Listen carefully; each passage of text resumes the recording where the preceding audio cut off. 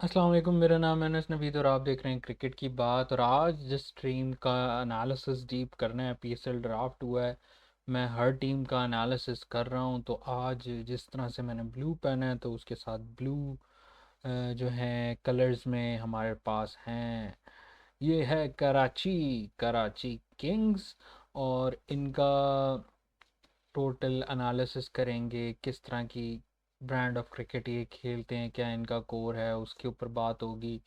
और most importantly pics के हवाले से भी बात होगी। और इनका जो सबसे मेन सेगमेंट होता है मेरा, मैं एक एक टीम के ऊपर कंप्लीट मतलब ड्राफ्ट तो के ऊपर एक सेपरेट मैंने वीडियो बनाई, बट जो जो एक एक टीम है उनका क्या कॉम्बिनेशन बन रहा है वो सेपरेट। उसमें मैंने मुल्तान को भी कवर किया है। उसमें मैंने मुल्तान के साथ साथ इस्लामाबाद है, लाहौर है, फिर अभी एक कराची है, और फिर कोयटा, और उसके बाद पेशावर ज़ल्मी है।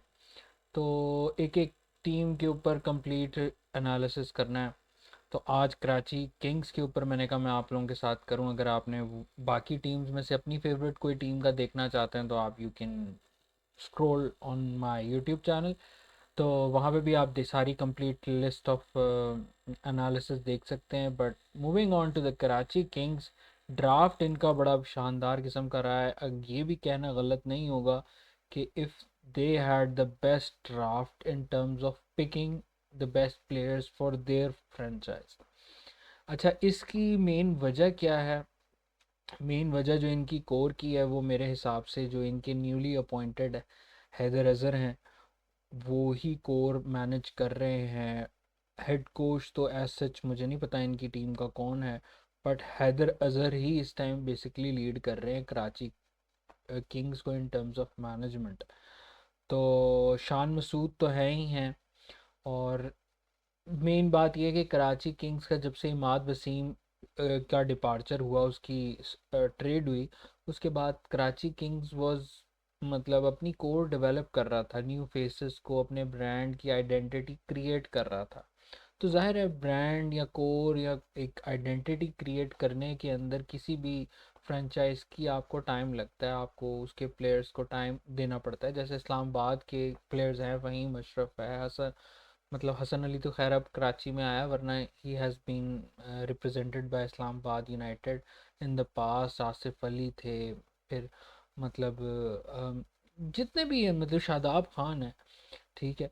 तो जैसे सरफराज की एग्जांपल ले लें कि कोयटा ग्लैडिएटर्स की कोर के अंदर उनकी रिप्रेजेंटेशन है, फ़खर जमान की लाहौर के साथ, शाहीन की उसके साथ। तो इसी तरह कराची किंग्स की वो जो एक रिप्रेजेंटेशन थी वो ख़त्म हो रही, फेड नज़र आ रही थी। तो अब इनको बिल्कुल न्यू कोर बनाना था, तो इसके ऊपर बड़ा इंपॉर्टेंट था कि इनकी न्यू पिक्स हों। कैप्टन भी अभी शान मसूद ने आया। अभी साइम अयूब को भी कराची किंग्स ने इस सीज़न ऑफ़र की थी कि वो अगर पेशावर ज़ल्मी को छोड़ के अगर कराची किंग्स में आ जाते हैं तो उनको कैप्टन बना सकती है कराची किंग्स। वो भी ऑफ़र हुई, लेकिन ज़ल्मी ने इस चीज़ को रिजेक्ट कर दिया। तो पिक्स पे चलते हैं, रिटेंशंस की पहले बात फिर करता हूँ। ये तो खैर अभी मैंने उनकी ब्रांड ऑफ क्रिकेट की बात की कि मतलब उनका प्रॉब्लम क्या था और किस तरह की क्रिकेट वो खेलना चाहते हैं। तो इनकी पिक्स बहुत मज़ेदार थी। इनका मैस्कॉट समझ नहीं आया। मैस्कॉट जो होता है टीम का, इन्होंने बिल्कुल ही उसको इस्लामाबाद यूनाइटेड का छापा लगा लिया यार। मुल्तान सुल्तान का साइन था, उन्होंने शेरू इंट्रोड्यूस करवाया था। तुम कोई न्यू एक लेके आते, एक क्रिएटिविटी तुम्हारे पास नहीं थी, तुमने इस्लामाबाद यूनाइटेड का शेर ही पकड़ लिया। अब वो कितना अच्छा है लाहौर कलंदर्स का जो पंजाबी बोलता है, मुझे उसका नाम भूल गया है। तो मतलब डिफरेंट मैस्कॉट होना चाहिए आपकी, ब्रांडिंग के अंदर क्रिएटिविटी होनी चाहिए। ये मुझे बड़ा अजीब सा लगा। तो खैर पिक्स पे बात करते हैं। सबसे पहली जो पिक थी, सबसे पहली प्लेटिनियम राउंड की जो पिक थी वो तो लाहौर के पास थी, लेकिन दूसरी पिक जो थी वो इनके पास थी, और उसमें इन्होंने पिक किया डेविड वार्नर। और इस टाइम जितने भी पीएसएल के प्लेयर्स, पूल ऑफ प्लेयर्स के अंदर सबसे टॉप का नाम था डेविड वार्नर का ही था। तो डेविड वार्नर कराची ने पिक किया। अभी मैं आपको थोड़ा पिक्स के बारे में बताता हूँ, उसके बाद फिर प्लेइंग 11 के पास भी जाएंगे, और मैं कोशिश करूँगा टाइम स्टैम्प्स बना दूँ ताकि आपकी ईज़ के हिसाब से आप अपने टॉपिक्स को स्क्रॉल डाउन कर सकें और टॉपिक्स पे जाके अपने हिसाब से वीडियो को एंजॉय कर सकें। तो खैर अभी पिक्स की बात हो रही है उसमें प्लेटिनियम की फर्स्ट पिक डेविड वार्नर थी, नो सरप्राइज, क्योंकि डेविड वार्नर ने वैसे भी बचना नहीं था। Left hand opener, destructive in the मतलब बैटिंग, एंटरटेनमेंट वैल्यू भी प्रोवाइड करते हैं। और जिस तरह से कराची की कोर डेवलप हो रही है उस लिहाज से डेविड वार्नर भी इनके साथ अगर एफिलिएट हुए हैं तो मेरा ख्याल है मज़ीद 1 या 2 सीज़न तो और कराची किंग्स के साथ, एटलीस्ट एक और सीज़न तो लाजमी डेविड वार्नर पार्ट होंगे कराची का, अगर ज़ाहिर है उन्हें अच्छा ट्रीट किया गया, जो कि हैदर अज़हर में क्वालिटी। उसके बाद जो इनकी दूसरी प्लेटिनियम की पिक थी एडम मिलने, फियर्स बॉलिंग करते हैं एडम मिलने, ये भी मतलब in terms of fast bowling दो ही थे, एक टिम साउदी था और एक एडम मिलने था जो प्लेटिनियम में थे। टिम साउदी तो खैर को किसी ने पिक नहीं किया, बट एडम मिलने ये श्योर था क्योंकि ज़ाहिर है एक करंट टीम का हिस्सा है न्यूजीलैंड के। तो इस तरह की पेस और इस तरह का प्लेटिनियम लेवल प्लेयर अगर कराची किंग्स को मिल गया है तो I think this was completely worth it, क्योंकि जो जो प्लेटिनियम के बेस्ट ऑप्शंस थे उनमें से टॉप का ओपनर इनको मिल गया, टॉप का बॉलर भी इनको मिल गया। प्लेटिनियम लेवल कैटेगरी के अंदर जो टॉप के बॉलर्स थे उनमें से अगर आप टॉप 2 या 3 भी बोल टॉप 2 भी कर लेते तो उसमें एडम मिलने ज़रूर आता जो प्लेटिनियम की लिस्ट थी। टॉप 3 भी करो तो टॉप 3 के अंदर एडम मिलने लाजमी आता है। तो टॉप 3 और फिर ओपनर की बात करो वो भी इनको मिल गया, ये भी इनको मिल गया। और फिर इन्होंने तीसरी एक प्लेटिनियम की पिक थी। अब आप पाकिस्तानी फास्ट बॉलर की बात करो कि पाकिस्तानी फास्ट बॉलर के अंदर आपकी जो पूल ऑफ प्लेयर्स थे जो अवेलेबल थे तो वो डायमंड कैटेगरी में सारे, लेकिन उसके अंदर से जो सबसे टॉप का नाम था वो मेरे हिसाब से अब्बास अफरीदी का था, और इसको वाइल्ड कार्ड इसीलिए किया गया कि इनको डायमंड से प्लेटिनियम में पिक किया गया क्योंकि बैटिंग भी सही कर लेते हैं। और मतलब पिक्स के अंदर कराची ने वाकई महफिल लूटी है, सारा जो माल है ना उन्होंने समेट लिया है। फिर coming on to the diamond picks, ये भी मुल्तान सुल्तान को अनफॉर्चुनेटली छोड़ना पड़ा, अब्बास अफरीदी भी मुल्तान सुल्तान को टेक्निकलिटी की वजह से छोड़ना पड़ा। तो उन्होंने बिल्कुल कराची किंग्स ने इस चीज़ का फ़ायदा उठाया और Khushdil Shah has been selected in the diamond category by Karachi kings. तो ये खुशदिल शाह भी अब रिप्रेजेंट करेंगे ग्रीन ब्लू कलर में। और वही वो जो हैदर अज़हर की कोर थी इन मुल्तान सुल्तान, अब आप ये देखो कि नाम वो कनेक्ट होते होते कराची में जा रहे हैं, जैसे अब्बास अफरीदी, शान मसूद, अब खुशदिल भी हो गया। ठीक है, तो ये सारी सिचुएशन है।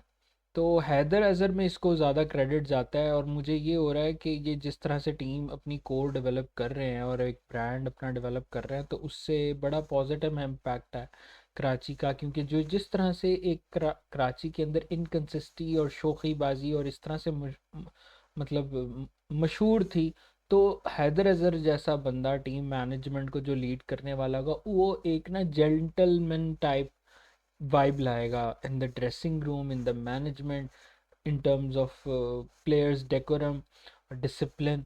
तो आई रियली थिंक कि कराची किंग्स जो है ना इस बार काफ़ी चेंज आपको नज़र आएगी, क्योंकि अब वैसे भी हैदर अज़हर का ये सेकंड सीज़न है। तो कोच तो खैर इनका डिफाइन हुआ, बाकी फिर डायमंड के अंदर ये पिक हुई, फिर गोल्ड के अंदर इनकी पिक थी और उसके ऊपर आमिर जमाल। मैंने आपको जो मॉक ड्राफ्ट था उसमें पहले ही बता दिया था कि पेशावर ज़ल्मी के आमिर जमाल पेशावर ज़ल्मी के साथ नहीं खेलना चाहते मज़ीद, तो उनको कहीं और पिक होना था और कराची किंग्स ने उनको पिक कर लिया। ब्रिलियंट ऑलराउंडर, और मेरा ख्याल है ये भी एक बेस्ट पिक, क्योंकि पाकिस्तान के अगर T20 के एक या दो ऑलराउंडर टॉप के ऑलराउंडर्स का नाम लिया जाए तो उसमें आमिर जमाल, और यानी कि स्पेशलिस्ट ऑलराउंडर जो स्पेशलिस्ट बॉल भी करता हो, पेस से करता हो, लाइन लेंथ अच्छी और बैटिंग भी अच्छी करता, तो उस लिहाज से आमिर जमाल नाम आता है। सिल्वर में मीर हमजा मिल जाना, इसको रिटेन किया है। ज़ाहिर है कराची की प्रोडक्ट है तो इसको इन्होंने अपनी पिक में लिया। दूसरी पिक जो थी लतन दास, इनके पास एक Tim Seifert wicket keeper batsman था। लिथन दास एक दिन पहले इन्होंने सेंचुरी भी, मतलब ड्राफ्ट के दिनों में एक दिन पहले उससे एक सेंचुरी भी इन्होंने खड़काई, तो ये भी इनको मिल जाना बड़ा कमाल था। और फिर इमर्जिंग की पिक्स के अंदर जो बात की जाए, रियाजुल्ला और फवाद अली। अच्छा, रियाजुल्लाह के बारे में मैंने थोड़ी सी रिसर्च की है, वो मैं आपको दिखा देता हूँ। ये है रियाजुल्लाह, इन्होंने रिसेंटली सेंचुरी भी मारी थी। पाकिस्तान अंडर 19 के ये प्लेयर हैं, और ये नंबर 3, नंबर 4, नंबर 5 इस तरह की उस पे खेलते हैं ये। क्योंकि मैंने जो उनसे सुनने में आया वो है टॉप ऑर्डर बैट्समैन है, ओपनिंग तो नहीं करते। तो रियाजुल्लाह की अच्छी वाइब्स हैं इन टर्म्स ऑफ मतलब बैटिंग अच्छे उसके साथ खेलते हैं, लेकिन T20 के अंदर ये किस तरह परफॉर्म करते हैं नहीं करते, और फिर कराची किंग्स के टॉप ऑर्डर के अंदर इनकी जगह बन पाएगी एमर्जिंग के अंदर, तो ये एक क्वेश्चन मार्क है। दूसरी जो पिक है वो फवाद अली है, और इसके बारे में ना क्रिक इन्फो के ऊपर कुछ है, और शान मसूद ने भी जब ड्राफ्ट में ये बंदा पिक हुआ उसके बारे में कहा कि पिछले साल हमने इसको बेंच पे रखा, तो we felt that he wasn't ready to play, but as a हम वाइब देना चाहते थे, वो एक आशना करवाना चाहते थे प्लेयर को इन आवर ड्रेसिंग रूम। तो इस साल I think we are ready for him, और ये फास्ट बॉलर है, बॉलिंग ऑलराउंडर है। तो फवाद अली का जो है ना चांस बनेगा प्लेइंग 11 में, या रियाजुल्लाह का मर्जिंग में से इन दोनों में से किसी एक ने खेलना है। जो बेस्ट पिक मतलब टॉप पिक थी, टॉप पिक इन सेंस के मतलब मशहूर नामों अभी सिर्फ मशहूर मतलब बेस्ट प्लेयर की बात नहीं हो रही, क्योंकि T20 के अंदर केम विलियमसन उस तरह से बेशक हॉट कमोडिटी ना हो, but in terms of name big names में केन विलियमसन का नाम आता है, तो सप्लीमेंट्री में केन विलियमसन को भी पिक किया है।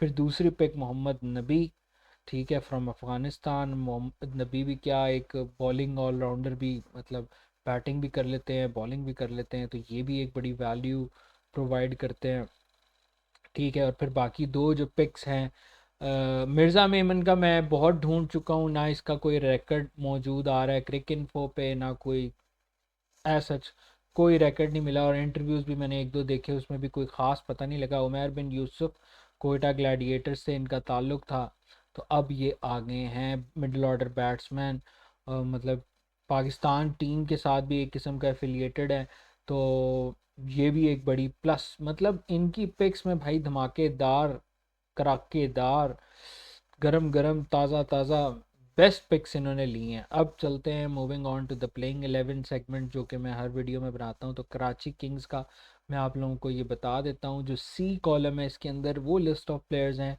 जो इन्होंने इस ड्राफ्ट के अंदर सेलेक्ट किए हैं।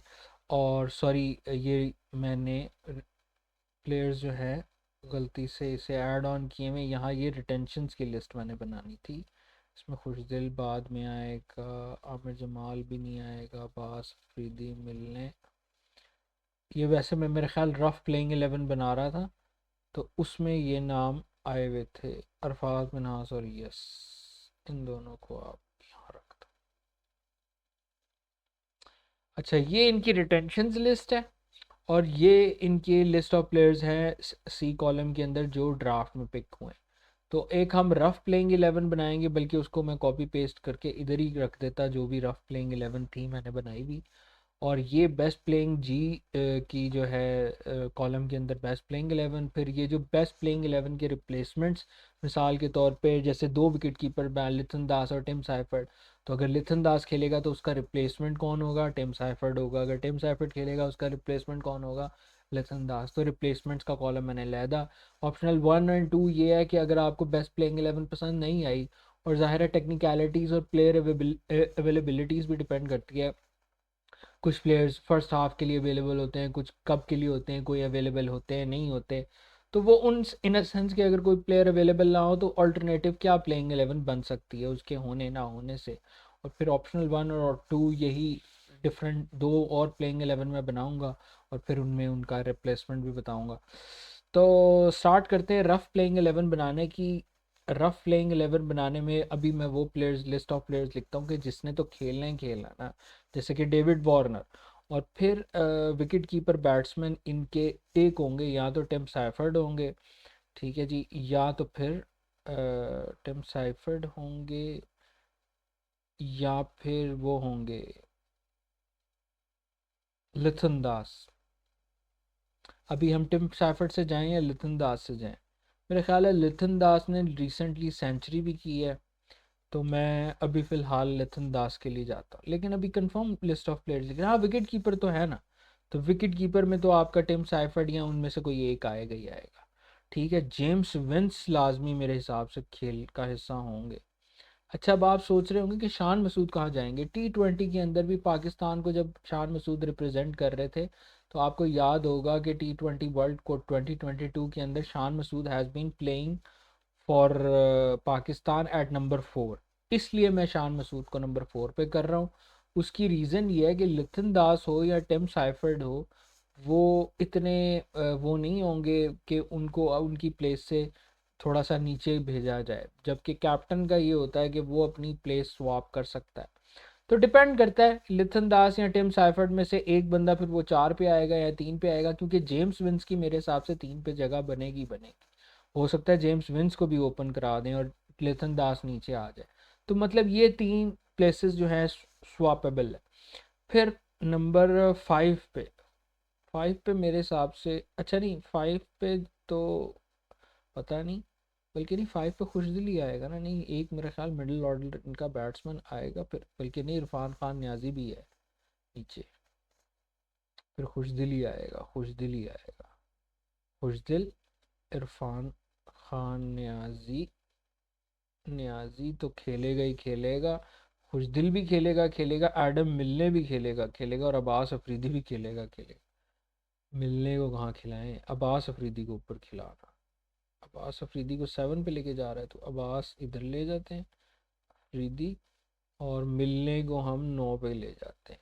आमिर जमाल भी तो है, आमिर जमाल, आमिर गोल्ड में लिया है भाई। अच्छा, अमर्जिंग अब रह गई इनकी। अमर्जिंग के अंदर इनका कंफर्म मेरे हिसाब से फवाद अली खेलेगा। क्यों?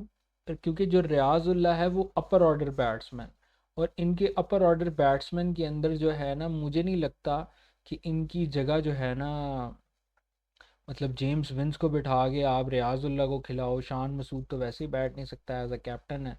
ठीक है, लिथन दास की जगह आप रियाजुल्लाह को खिलाओ, खुशदिल की जगह आप रियाजुल्लाह को खिलाओ, डायमंड की पिक है। तो अपर ऑर्डर जो है ना इनका बड़ा लगा हुआ है, और रियाजुल्लाह मेरा ख्याल है सिर्फ एक टीम का हिस्सा बनाएंगे, जिस तरह फवाद अली को पिछले साल चांस नहीं मिला पूरा सीज़न, इस तरह रियाजुल्लाह को इस साल चांस नहीं मिलेगा, और ये फवाद अली के साथ ही कंसिस्टेंट बेसिस पे through out the PSL Fawad Ali के साथ जाएंगे। अब रह गई बात किसकी। अब हम ज़रा टीम कॉम्बिनेशन चेक करते हैं और फिर उसे बेस्ट प्लेइंग 11 में देखने की कोशिश, बल्कि इसको हम बेस्ट में अभी ये डाल देते हैं, और फिर हम उसके अंदर कंसिडर करते हैं कि इसमें प्रॉब्लम क्या क्या है, और फिर उन प्रॉब्लम्स की रिप्लेसमेंट क्या है। पहले तो रिप्लेसमेंट्स की बात करते हैं ना। लिथन दास जो है उसकी आएगी टिम साइफर्ट।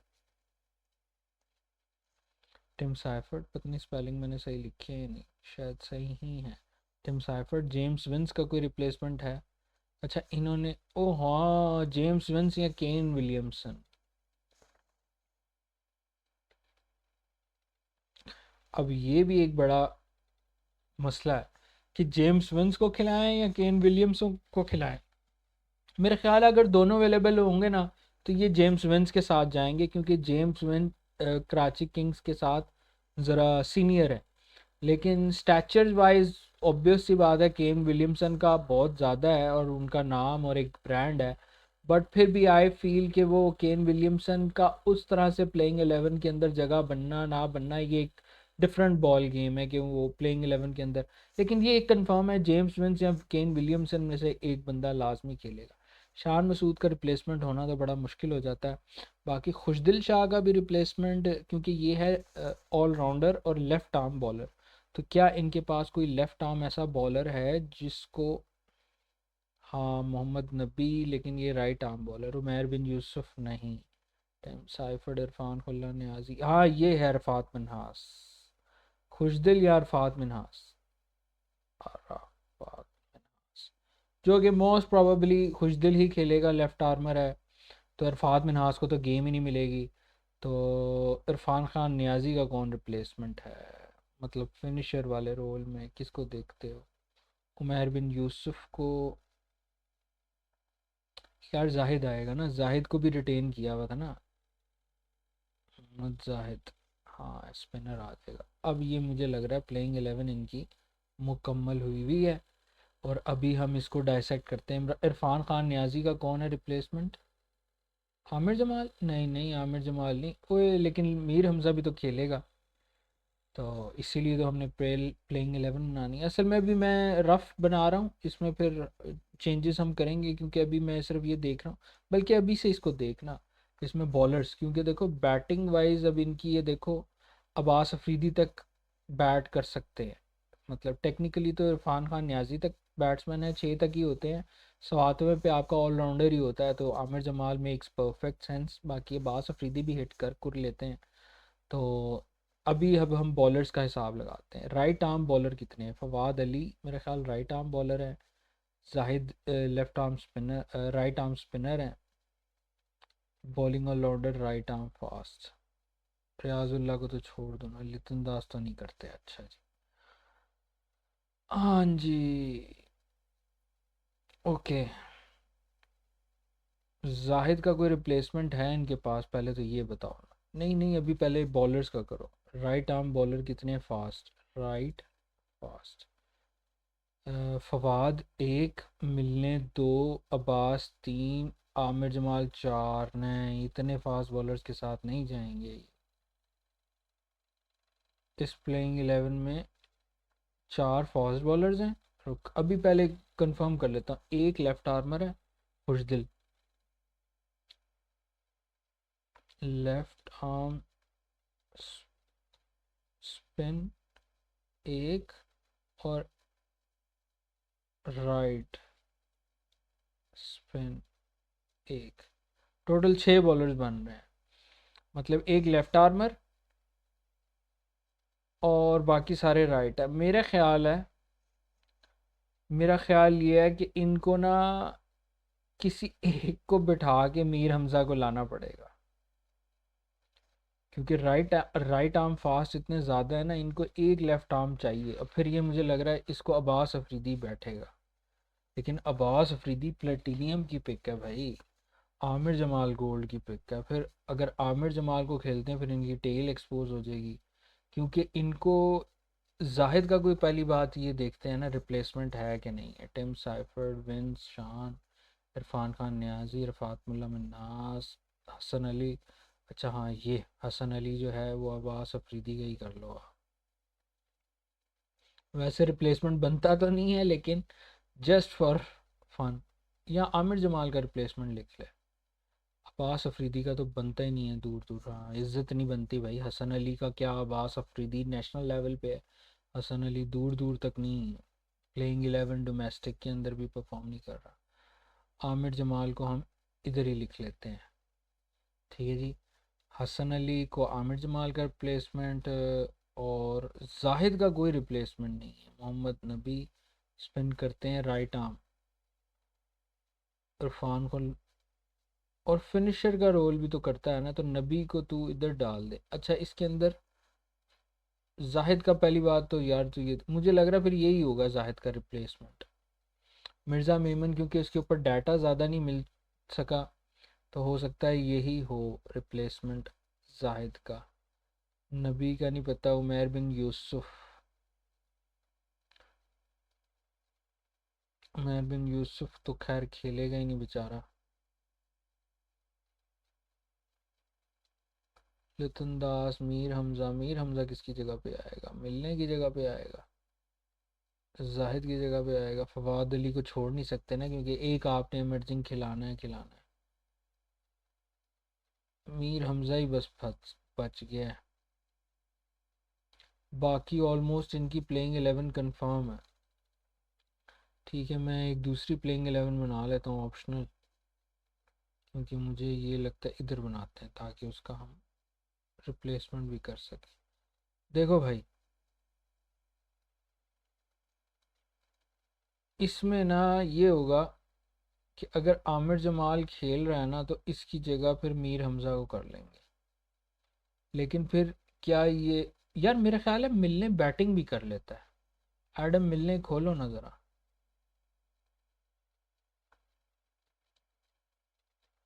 मेरा नहीं ख्याल बैटिंग कर लेता है। लिथन दास ने ये सेंचुरी मारी हुई है, मैंने खोली हुई थी, 125 की। ये ऑलराउंडर तो नहीं है? नहीं, ये तो फास्ट ही आ रहा है। चलो देख लेते हैं कितनी इसने बैटिंग की हुई। अगर तो ये मतलब बैटिंग कर सकता हुआ ना, नहीं कर सकता भाई, बिल्कुल भी नहीं कर सकता। एक स्कोर, तीन स्कोर, दो स्कोर। मसला है भाई, ये तो बैटिंग ही नहीं करता, मतलब पक्का बॉलर है। Right arm fast. अगर लेफ्ट आर्म होता ना तो फिर इजी होता, क्योंकि आपकी टीम में एक लेफ्ट आर्म बॉलर तो होना चाहिए ना। अब ये देखो, इसमें राइट आर्म फास्ट हैं दो, एक लेफ्ट लेफ्ट आर्म स्पिनर है, एक राइट आर्म स्पिनर है। वैसे तो आपके पास छः बॉलर्स हैं, आपका कॉम्बिनेशन बैलेंस आउट होता है, प्लेइंग 11 भी सही बनती है, लेकिन एक आपको लेफ्ट आर्म बॉलर लाजमी चाहिए। अब इसमें आप बिठाओगे किसको? अगर आप आमिर जमाल को बिठाते हो ना तो आपकी टेल बड़ी लंबी हो जाती है। अब्बास अफरीदी, एडम मिलने, फिर जाहिद को भी नहीं बिठा सकते क्योंकि आपके पास एक स्पेशलिस्ट स्पिनर तो हो। फवाद अली को अगर बिठा दें और तो फिर उसको खिलाना पड़ेगा दूसरे को। दूसरा इमर्जिंग कौन है? रियाजुल्लाह को। और जब रियाजुल्लाह को खिलाओगे तो उसकी तो वैसे भी जगह नहीं बनेगी मीर हमज़ा की। मीर हमज़ा किसकी जगह पे आएगा? फिर मुझे लग रहा है अब्बास अफरीदी की जगह पे, क्योंकि मीर हमज़ा भी नेशनल लेवल पे खेल रहा है। फिर अब्बास अफरीदी और मीर हमज़ा में से किसी एक को खिलाएंगे ये।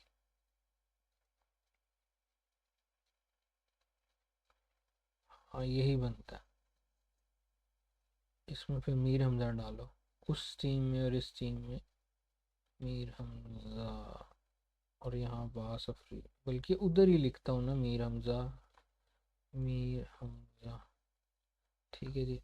एडम मिलने की कोई और रिप्लेसमेंट? असल में एक मिर्ज़ा मेमन का भी नहीं पता ना। ये फॉरेन है। हाँ, पाकिस्तानी तो नहीं होगा, लेकिन नहीं, पाकिस्तानी हो भी सकता है। खैर, अब हम रिप्लेसमेंट्स की बात करते हैं। डेविड वार्नर का कोई रिप्लेसमेंट फॉरेन में? हसन अली जाहिद, ये लिथन दास, मतलब ये तीनों ही आपस में है। इन दोनों में से जो भी अवेलेबल होगा, दोनों में से कोई एक ओपनिंग करेगा, नहीं और कोई भी नहीं है। तो ये है जेम्स विंस का replacement, Kane Williamson. Shan Masood का रिप्लेसमेंट, इसमें वैसे तो रिप्लेसमेंट नहीं बनता, लेकिन आप रियाजुल्लाह को लिख दो क्योंकि वो 3 और 4 के ऊपर ही बैटिंग करता है। तो अगर शान मसूद किसी वजह से नहीं खेलते तो उनके पास एटलीस्ट 4 नंबर पे कोई बैट्समैन, ये नहीं कह सकते कि आप नहीं हैं, वो आपके पास बैट्समैन होगा, वो है रियाजुल्लाह। तो खुशदिल और इरफात मिन्हास आपस में रिप्लेस होते हैं। 6 पे इरफान खान न्याजी का, इनके पास कोई रिप्लेसमेंट नहीं है। इनको फिर अगर इरफान खान न्याजी को खुदा न खास्ता कोई इंजरी वगैरह हो तो इनको फिर देखना पड़ेगा, हसन अली को ही खिलाना पड़ेगा, क्योंकि नहीं, लेकिन हसन अली और आमिर जमाल है ना। अब ये टोटल बंदे कितने हैं यार? वैसे मुझे ऐसा पता नहीं क्यों लग रहा है कि मैं किसी को मिस कर रहा हूँ शायद। लिथन दास भी आ गया, रियाजुल्ला भी आ गया, केन विलियमसन, नब्बी को मिस कर रहा हूँ। हाँ, नबी है ना। अच्छा, इसमें पहले फौरन तो देखो ना, एक दो तीन चार, हाँ ये चार पूरे हैं, बेस्ट हैं।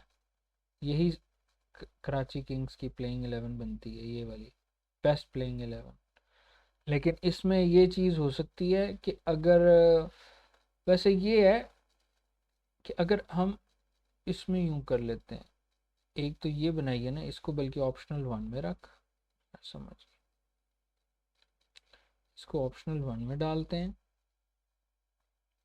अगर बेस्ट प्लेइंग 11 बनाई जाए ना, तो फिर आमिर जमाल हसन अली की जगह नहीं,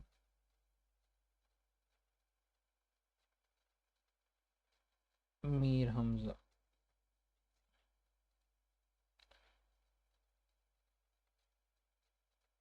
और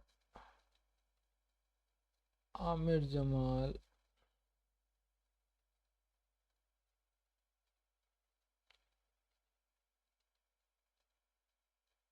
अब्बास अफरीदी।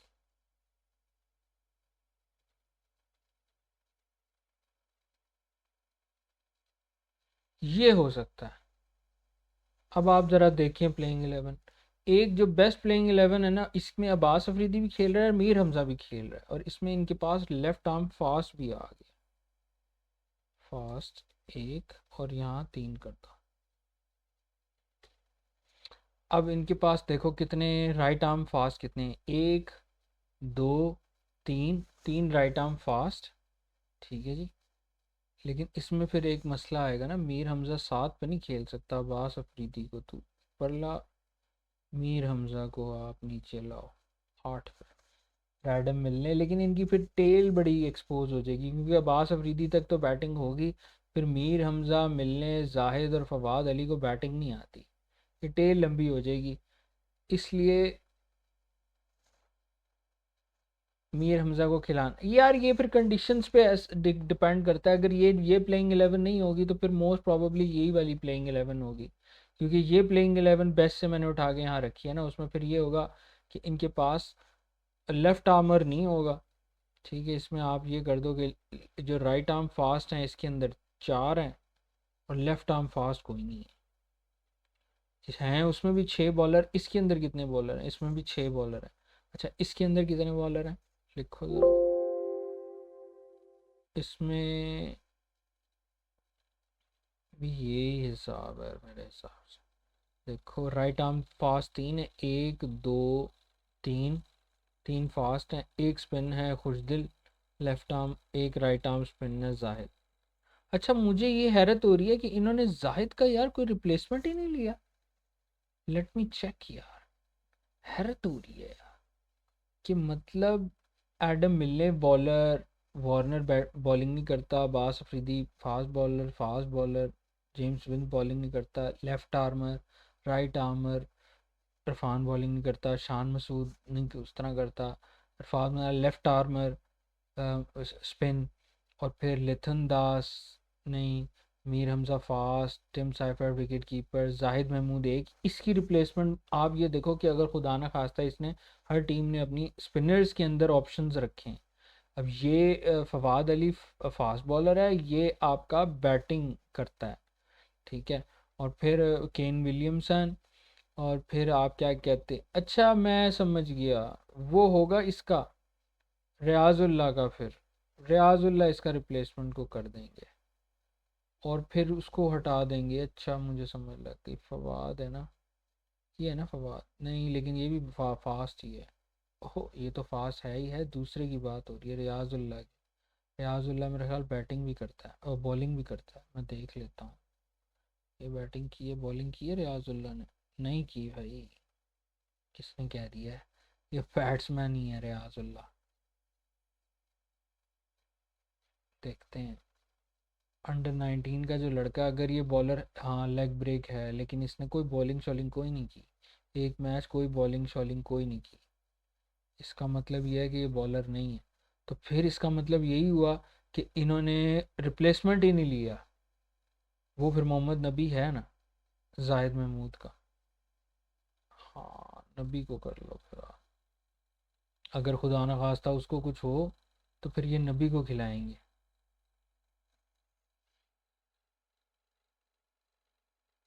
जाहिद की जगह।